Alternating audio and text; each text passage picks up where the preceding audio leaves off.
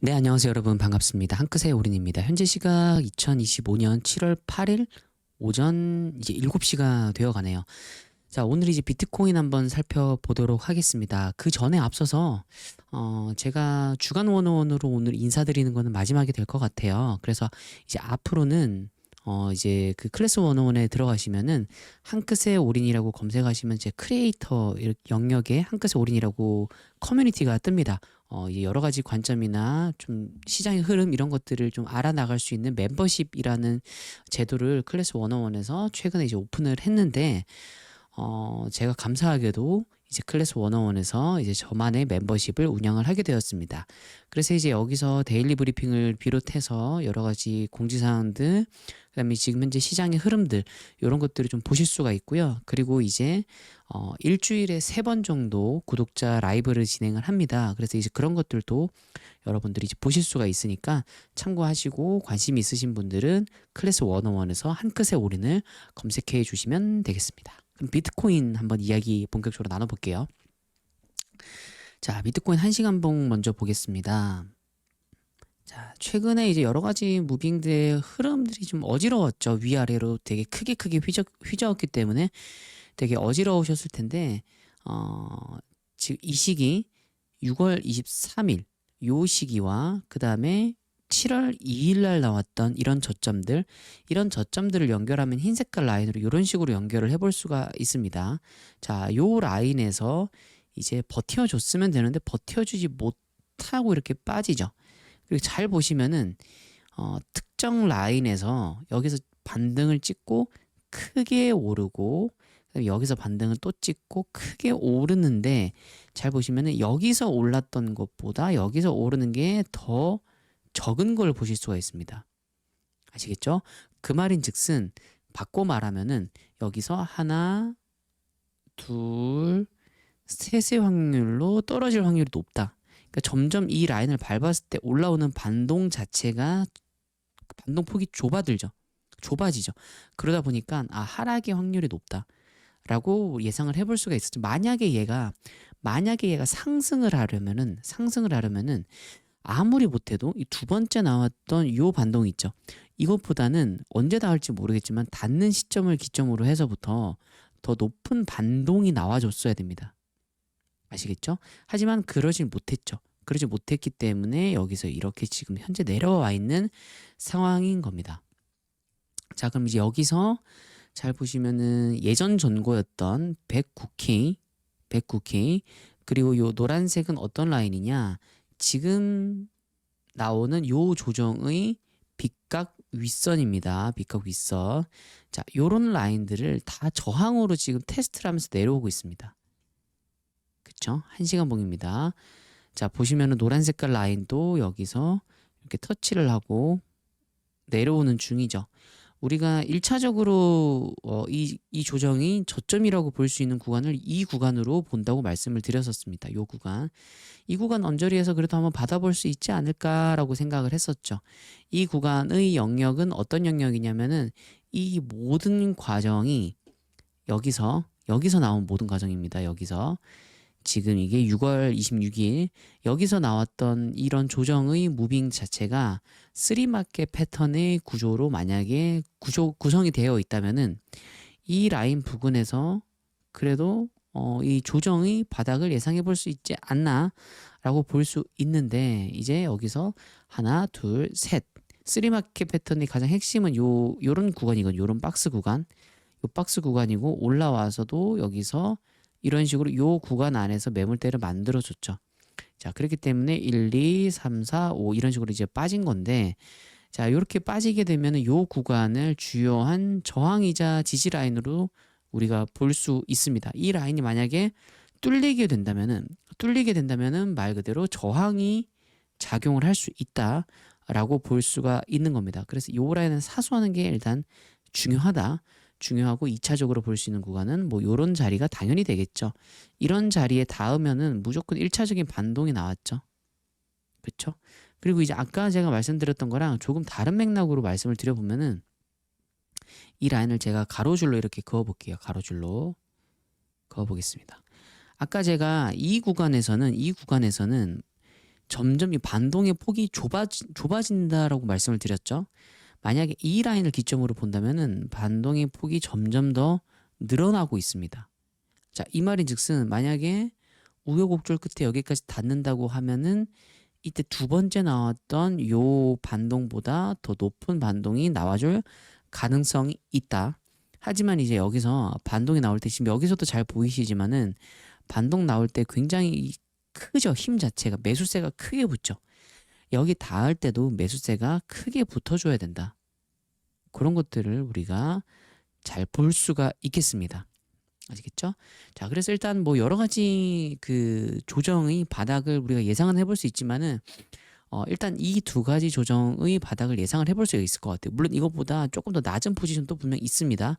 하지만 일단 요 두 가지를 놓고 좀 내려오는 무빙을 보면서 살펴봐야 될 것 같고, 그러면은 지금 전체적으로 그 온체인 데이터는 어떻게 흘러가느냐. 자, 온체인 데이터 한번 볼게요.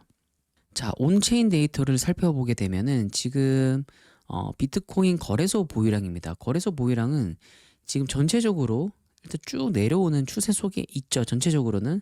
그리고 최근에 이 최근 지점을 조금 더 디테일하게 보게 되면은 계속 빠지는 모습입니다. 자, 이 검은 색깔 실선은 비트코인 가격입니다. 보통 비트코인 가격이 떨어지게 되면요, 추가적으로 더 떨어질 수 있다는 생각 때문에 사람들이 이 시장에다가 매도를 하기 위해서 거래소로 자금을 옮겨 놓습니다. 비트코인을 특히. 조금 더 쉽게 설명을 한번 드려볼까요? 여러분들이 아마 그 집에 금고가 있다고 생각을 해보고, 금고가 있습니다. 만약에 여러분들이 현금을 여기 가지고 있어요. 현금을 가지고 있고, 그 다음에 이제 은행이 있겠죠? 은행이 있습니다. 자, 만약에 여러분들이 같이 투자를 하고 있는 어떤 상품이 있다. 상품이 있다고 가정을 해볼게요. 어떤 상품이 A라는 상품이 있는데 이 상품의 가격이 뭔가 점점 떨어진다고 생각을 해볼게요. 근데 여러분들은 이거를 계속 살 거예요. 앞으로 계속 살 거예요. 그러니까 물론 이거 직접적인 비교는 좀 어렵지만은 계속 살 겁니다. 그러면은 여러분들이 금고에서 은행으로 자금을 옮기겠죠. 그리고 이 은행에서 이 A라는 이 계속 사야 되는 이 가치가 있는 이 자산을 구매를 하겠죠. 자, 이거랑 이제 비트코인이랑 직접적인 연관은 좀 어렵지만은 여러분들이 이제 봤을 때 금고에서 은행으로 자금을 옮기는 이 흐름이랑 비슷하다고 보면 됩니다. 전체적으로 지갑에서 거래소로 비트코인을 옮기는 거예요. 비트코인을. 왜 옮길까요? 왜 옮길까요?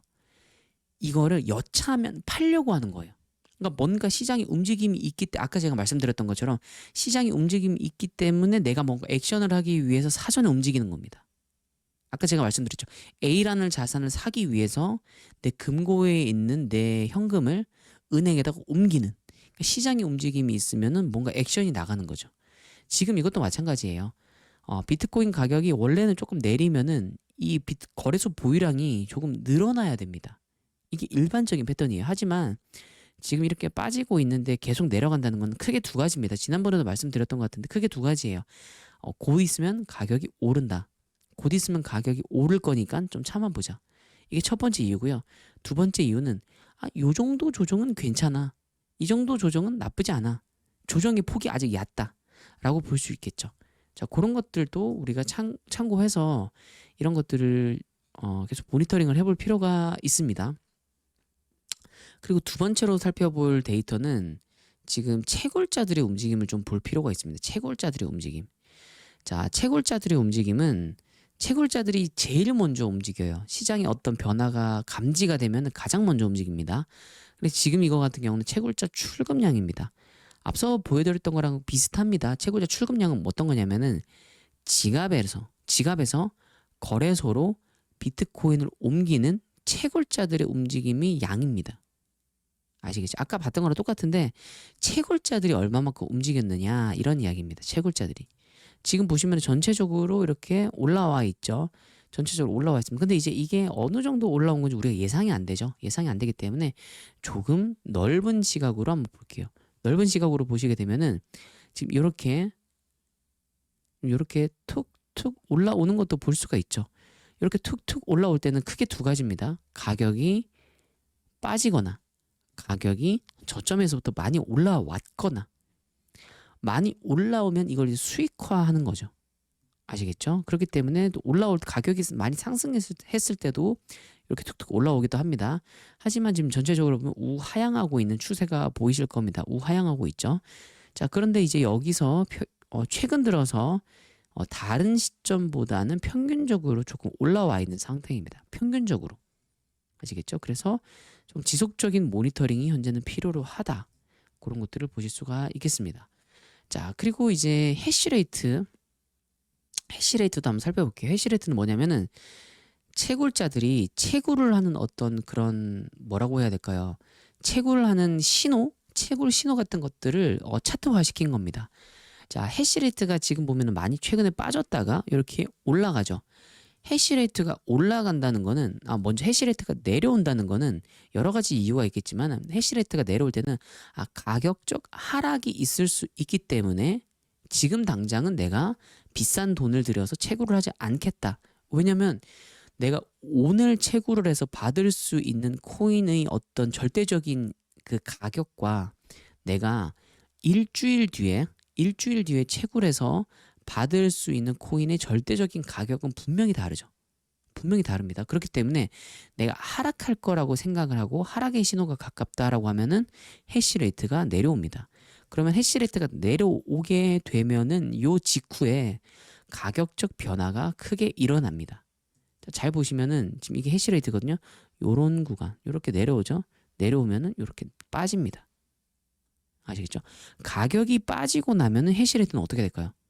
당연히 오릅니다, 다시. 왜냐면은 가격이 내려왔기 때문에 내가 채굴을 했을 때 받을 수 있는 코인의 절대적인 가격 자체가 내려왔죠. 그렇기 때문에 싸게 내가 채굴을 해서 얻어야지라는 생각을 한다는 거죠. 아시겠죠? 그러면은 반대로 해시레이트가 올라갈 때는 어떤 이유가 있을까요? 해시레이트가 올라갈 때도 여러 가지가 이유가 있겠지만은 아까 말씀드렸던 것처럼 어느 정도로 가격 조정이 나왔기 때문에 좀 큰 폭으로 나와줬기 때문에 내가 싸게 사야지 라는 생각으로 해시레이트가 오르기도 합니다. 하지만 반대로 또 하나의 경우가 있어요. 해시레이트가 오를 때는 뭐냐면은 채굴 원가 여기서 말하는 채굴 원가는 여러 가지 것들이 복합적으로 이루어져 있죠. 하지만 여기서 여러분들이 꼭 보셔야 될 거는 채굴 난이도입니다. 채굴 난이도가 이제 계속 올라가거든요. 우리가 채굴 난이도가 올라가면은 결국 우리가 채굴을 하는 장비들도 조금 더 좋은 장비로 갖춰야 되겠죠. 그리고 똑같이 이제 채굴을 할 때 들어가는 시간이 오래 걸리죠. 쉽게 말하면 여러분들 수학 문제 하나 푸는데 문제가 어려워요. 그러면 오랫동안 잡고 있는 거죠. 아시겠죠? 근데 이제 채굴 같은 경우는 오랫동안 채굴을 하게 되면 뭐가 드나요? 전기세가 많이 들죠. 그러니까 기본적인 운영비가 많이 드는 겁니다. 그러니까 채굴 원가가 올라가게 되면은 채굴 원가가 만약에 올라간다면은 해시레이트가 떨어질 수도 있고 채굴 원가가 반대로 내려간다면은 이 채굴하는 이 해시레이트가 올라갈 수도 있습니다. 아시겠죠? 하지만 우리가 여기서 생각해 봤을 때 상식적으로 갑자기 전기세가 갑자기 내려오기도 하나요? 많이 내려오기도 하나요? 사실 이거는 기본적인 요금 자체가 내려오는 경우는 사실 거의 없죠.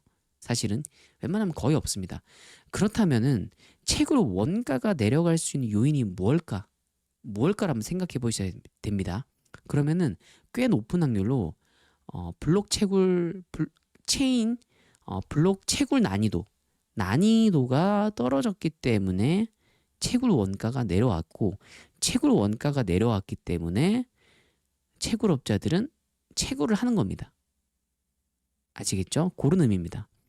실제로 보면은 채굴 난이도는 올라왔습니다. 최근에 계속 올라왔죠. 올라오다가 이 구간에서 최근에 이게 6월 말이거든요. 6월 말부터 이렇게 내려오는 것들을 볼 수가 있죠. 꽤 큰 폭으로 내려왔습니다. 그렇기 때문에 해시레이트가 이렇게 올라왔다. 근데 이제 여기서 해시레이트가 올라왔는데 만약에 여기서 이 지금 시점에서 요 포지션에서 만약에 시간을 오래 끈다. 이런 데서 오래 끌거나 조정이 나온다. 그러면 어떻게 될까요? 상대적으로 싸게 샀기 때문에 채굴업자들 입장에서는 뭐 예를 들어서 뭐 이런 데서 산 거겠죠. 이런 데서 채굴을 해가지고 산 거기 때문에 가격이 빠질 것 같다라고 하면은 바로 매도로 나오게 됩니다. 바로 매도 물량으로 나오게 됩니다. 그럼 이제 아까 우리가 봤던 온체인 데이터 채굴업자들의 출금량이 늘어나게 되는 거죠. 출금량이 늘어나게 되면 시장에 수요와 공급이 필요한데요. 수요와 공급이 필요한데 수요보다 공급이 많아지게 되면서 가격이 추가적으로 떨어질 가능성이 있다라고 볼 수가 있는 겁니다. 아시겠죠? 항상 수요와 공급의 밸런스가 맞아야 되는데 채굴업자들이 만약에 이걸 던지기 시작을 하면은 이 공급의 양이 갑자기 급속도로 늘어나게 됩니다. 그렇게 되면은 이런 식으로 된다는 거죠. 그럼 이제 이럴 때 우리가 원하는 거는 하나가 있죠. 원하는 거는 뭐냐면은 공급이 일시적으로 늘어난다라는 거기 때문에 각종 기관이라든지 개인 기업들, 이 비트코인을 사모으는 기업들이 있죠. 이런 기업들 혹은 ETF 이런 곳들에서 적극적으로 매입을 해주기를, 그래서 이 갑자기 늘어나는 공급을 어느 정도 수요가 들어와서 커버를 해주기를 바라는 것들도 우리가 틀린 건 아닙니다. 그리고 그런 식으로 시장을 읽어 나가는 게 맞는 거고요. 아시겠죠? 그래서 우리가 그런 식으로 시장과 전체적으로 복합적으로 살펴보면은 이 지금 무빙의 흐름을 읽을 수가 있고, 그리고 앞으로 단기적으로 어떤 무빙이 나올지 단순히 이 차트만 보고 우리가 읽어내는 게 아니라 그런 시장의 미세한 움직임까지도 우리가 살펴볼 필요가 있더라. 그런 식으로 차트를 보실 필요가 있겠다라고 말씀을 드리겠습니다. 그래서 저희 멤버십에 들어오시면은 이제 그런 이야기부터 해가지고 이제 차트의 구체적인 정보들 이제 그런 것들까지 안내를 드리고 있으니까 꼭 참고하시고요. 그리고 멤버십 가입하신 분들은 제가 단체 카톡방은 공지사항에 이제 단체 카톡방에 그 초대를 받는 요런 내용들을 넣어놨으니까 요런 것도 꼭 참고해서 단체 카톡방까지 함께 들어오셔가지고 정보들 공유하고 여러 가지 이야기들 나누셨으면 좋겠습니다. 그럼 오늘은 여기까지 하도록 하고요. 이제 주간 원어원에서는 이제 앞으로 찾아뵙기는 힘들겠지만은 이런 멤버십이라든지 그 다음에 클래스 원어원의 유튜브 채널에서도 이제 정기적으로 제가 그래도 인사를 좀 드릴 수 있을 것 같으니까 이제 거기서 좀 찾아뵙도록 하겠습니다. 그럼 오늘 영상 여기까지 하도록 할게요. 다들 성투하시길 바라겠습니다. 감사합니다.